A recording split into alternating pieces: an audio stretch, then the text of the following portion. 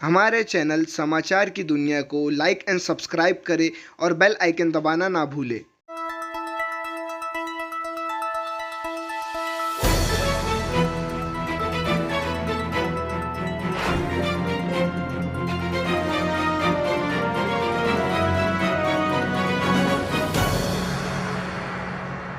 हो आपके बीच में कोई मसले मसाइल हो, यही वो मजलिस इत्तेहादुल मुस्लिमीन के सिपाही है जो आपके बीच में यहाँ पर मौजूद होते हैं। इंशाअल्लाह ताला फिर से इत्तेहाद का सबूत देते हुए मजलिस इत्तेहादुल मुस्लिमीन के अहले जनाब इम्तियाज जलील साहब को भी यहाँ से कामयाबी मिलेगी।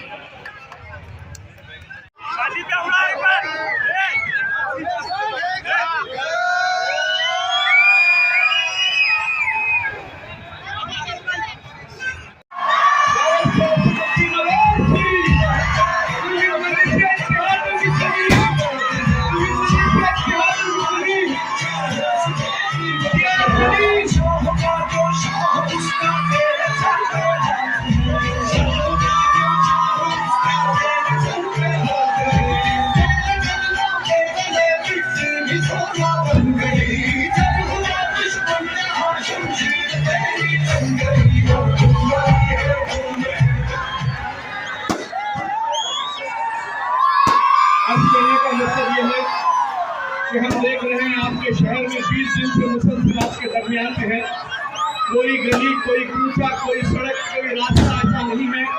और कोई महल्ले में हम जाते हैं, हमारी माँ और बहनों की दुआएं मजलिस इत्तेहादुल मुस्लिमीन के साथ है, नौजवान सुबह से शाम तक हमारे साथ है, बुजुर्गों की दुआएं मजलिस के साथ है।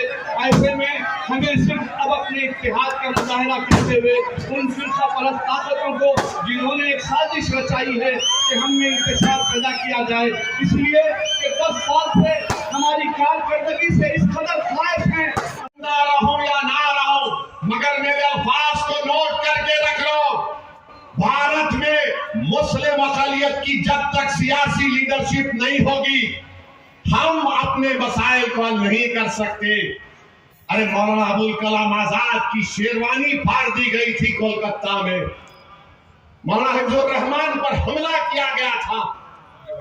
असदुद्दीन अवैसी क्या चीज है। मेरे अजीज दोस्तों और बुजुर्गों, आने वाले 40 साल को नजर रखो। मेरी कोशिश यही है कि मैं, इम्तियाज, नासिर, हमारे तमाम मजलिस के अरकान जब इस दुनिया से चले जाएंगे, हम यही चाहते हैं कि इस सरजमीन में 40 साल तक, 50 साल तक ऐसे लोग तैयार हो जाए जो आपकी खिदमत कर सके, जो असदुद्दीन इम्तियाज जलील से ज्यादा काबिल हो, जो नासिर सिद्दीकी से ज्यादा आवाम में जज्बा रखे खिदमत का।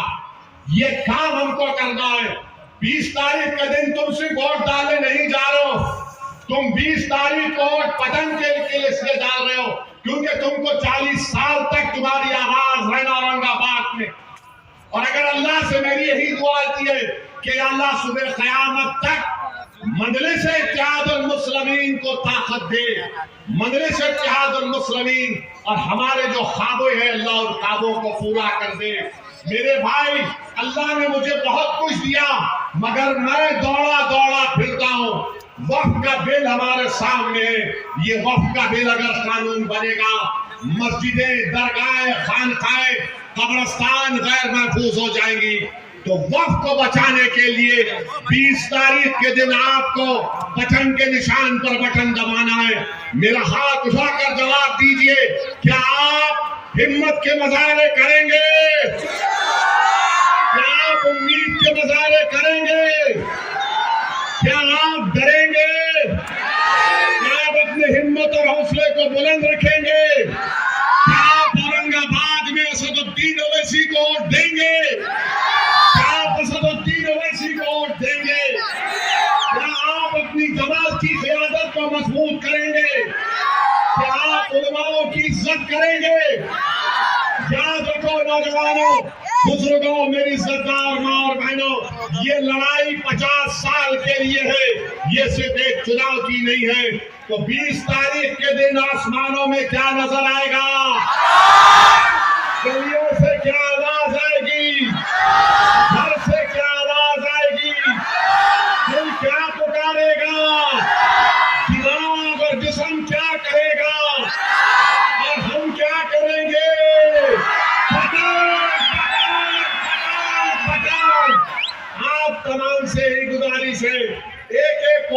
इस्तेमाल करिए, बीजेपी को जवाब दीजिए। ये लोग इस मुल्क और देश को बर्बाद करना चाहते हैं। इत्तेहाद से अपने शहर को बचाइए, हिंदू मुस्लिम इत्तेहाद को मजबूत करिए, दलितों के इंसाफ के लिए लड़ना है। शुक्रिया, खुदा हाफिज, सलाम अलैकुम। मजलिस इत्तेहादुल मुस्लिमीन वतन को औरंगाबाद जिंदाबाद। पहले जोर से बोलो, औरंगाबाद औरंगाबाद औरंगाबाद।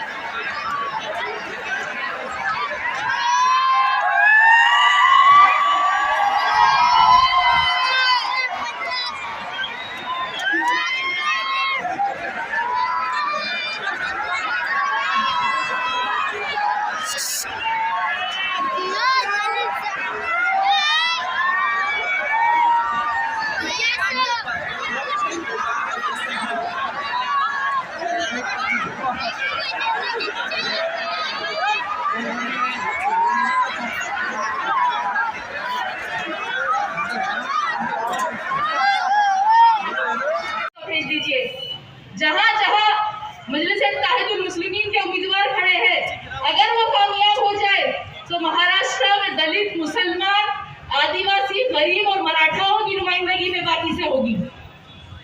अगर महाराष्ट्र के मुसलमान दूरंदेशी करते हुए बेबाक होकर एक तरफा मजलिस के उम्मीदवारों को कामयाब करके अपनी क़यादत को मजबूत करेंगे तो इस इलेक्शन में हम किंग मेकर बन सकते हैं। बेशक हम सब चाहते हैं कि यहाँ पे महायुति की सरकार ना बने। बेशक हमारा मकसद है कि हम पहले बीजेपी को रोके, जालिमों को रोके, उनको कामयाब होने नहीं दे। लेकिन इसका मतलब ये नहीं है कि हम किसी और के गुलाम बन जाए।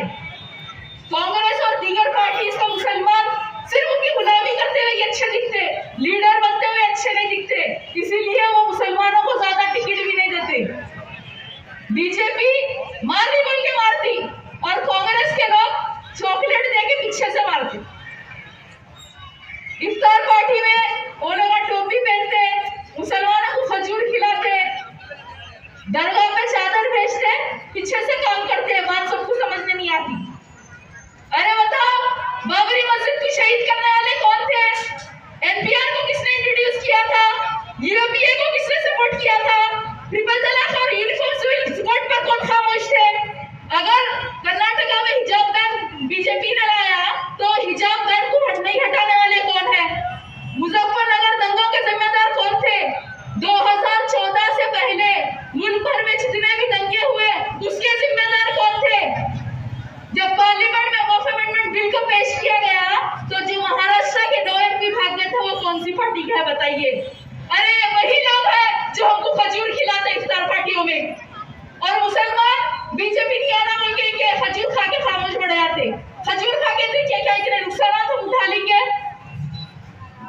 महायुति और महाविकास अघाड़ी एक ही सिक्के के 2 रुख है।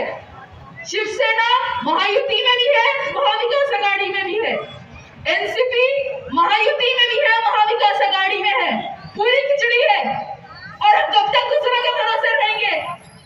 अब किसी से डरने और घबराने की जरूरत नहीं है, ना तो किसी की गुलामी करने की जरूरत है। खौफ में आकर वोट मत डालिए, हिम्मत और जुर्रत के साथ बेखौफ होकर वोट डालिए। डर के वोट डालने वाले बोलेंगे कि बीजेपी आ जाएगी, लिहाजा इनको वोट दे दो, इनके खजूर काफी है। और बेखौफ होकर हिम्मत और जुर्रत के साथ वोट डालने वाले बोलेंगे कि हम बीजेपी को तो कुचल देंगे, लेकिन अब किसी की गुलामी भी नहीं करेंगे, हम खुद ऐवानों में जाकर हमारा हक हासिल करेंगे। अब बताइए, आप लोग 20 तारीख के दिन बुज़दिली का मुजाहरा करेंगे या बहादुरी का मुजाहरा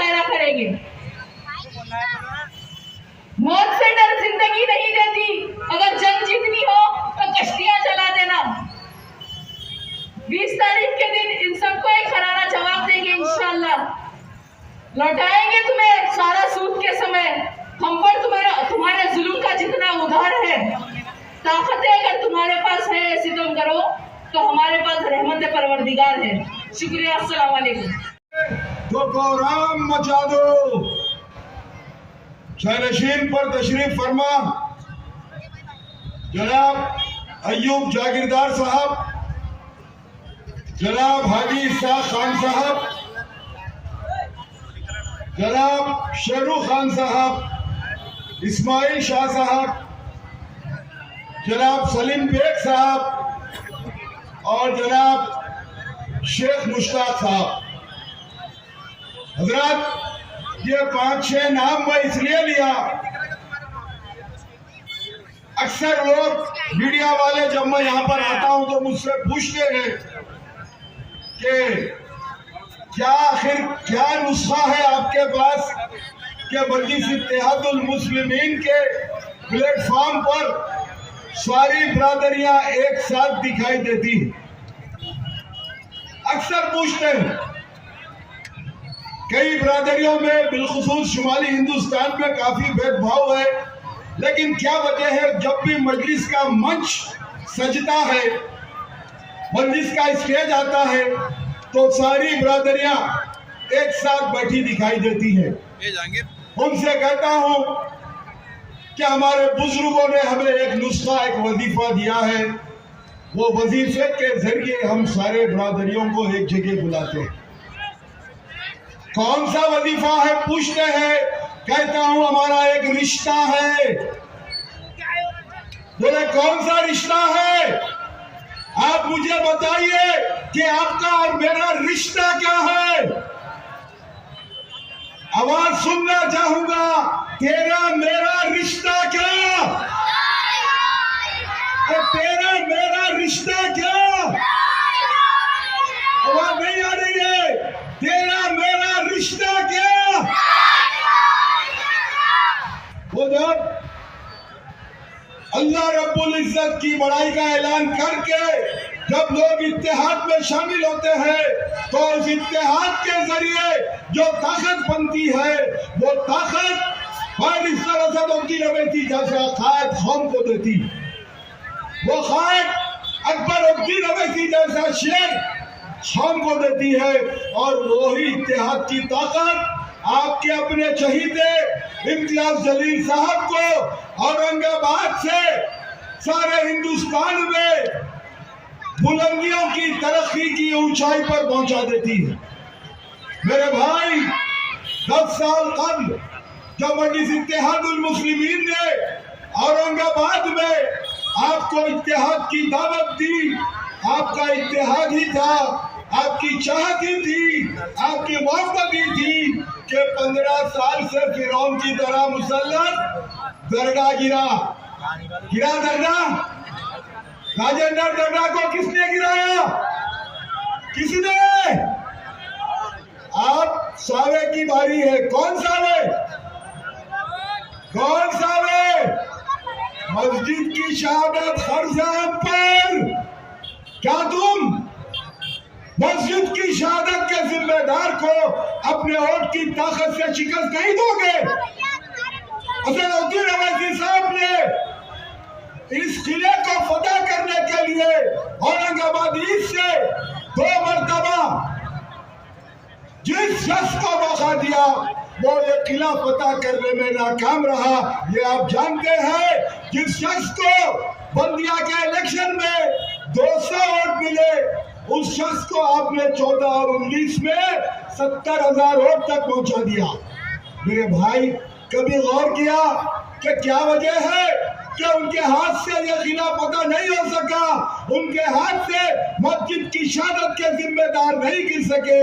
तो मैं आपको बताऊंगा, अगर आपको कोई उलझन है, वो उलझन दूर करके जाऊंगा। 19 याद कीजिए, लोकसभा इलेक्शन याद कीजिए। इम्तियाज जलील साहब को किसी कैलकुलेशन ने जीत नहीं दिलाई। आपकी मोहब्बतों ने, आपकी इबादत ने, आपके दुआओं ने जीत को खींच कर लाकर इम्तियाज जलील और मजलिस इत्तेहादुल मुस्लिमीन की झोली में डाल दिया। आप गौर कीजिए मेरी बात और याद रखिए, जहां इम्तियाज जलील और मजलिस इत्तेहादुल मुस्लिमीन की कामयाबी के लिए हरम पाक में दुआ हो रही थी, जब हमारे उम्मीदवार 19 में असेंबली का इलेक्शन लड़ रहे थे, डॉक्टर साहब 70-80 हजार वोट लेकर भी 6,000 वोट से हरे ना।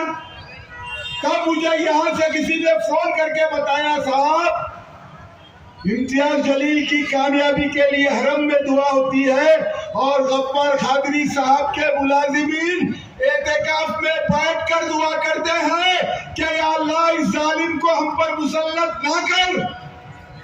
मेरे भाई, मजलूम की आह अर्श तक जाती है। इनके पास काम करने वाले मुलाजिमीन इनके लिए बद्दुआ करते थे, इसलिए अल्लाह ने उनके नसीब में एमएलए बनना नहीं रखा। और अब असदुद्दीन अवैसी साहब ने इम्तियाज जलील साहब को आपकी खिदमत करने के लिए इस किले को